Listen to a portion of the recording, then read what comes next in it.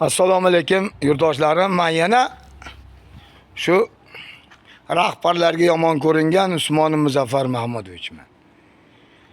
Hurmatli yurtdoshlarim, mana bugun yana 2025-yilning 18-iyun, ya'ni 6-oydagi Farg'ona viloyatining tez yordam bo'limi boshqarmasiga keldim.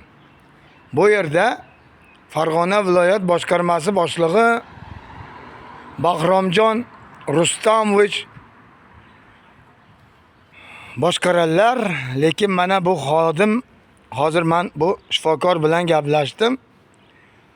Men bu shifokorga Beshariq tumanida bo'lgan holatlarni shu 3 kun 4 kun oldin bo'lgan holatni men aloqa telefon orqali men murojaat qilgandim. Lekin yurtdoshlarim, mana meni Beshariq tumanida sog'lig'im qochib, yomonlashib qolganligi sababli tez yordam bo'limidan yordam so'rab telefon qilganimdan keyin hop hozir. Lekin menga nisbatan bu Beshariq tuman hamshiralari yolg'ondan tuhmat qilib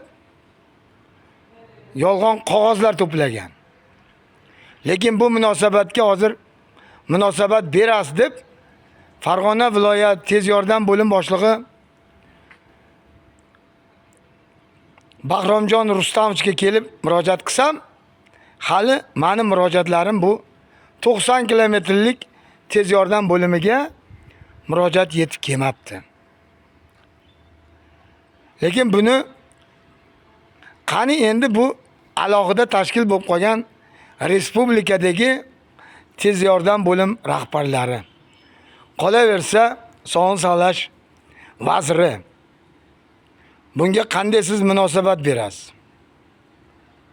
Lekin Beshariq tumanida yolg'ondan tuhmat qilib bu yozgan hamshiralarning so'zlari hammasi endi oydinlikka chiqadi. Bugungi sanamiz 2025-yil qaytaryapman. 18-iyun 6-oy. Qani sog'liqni saqlash vaziri menga munosabat berishingizni so'rayman.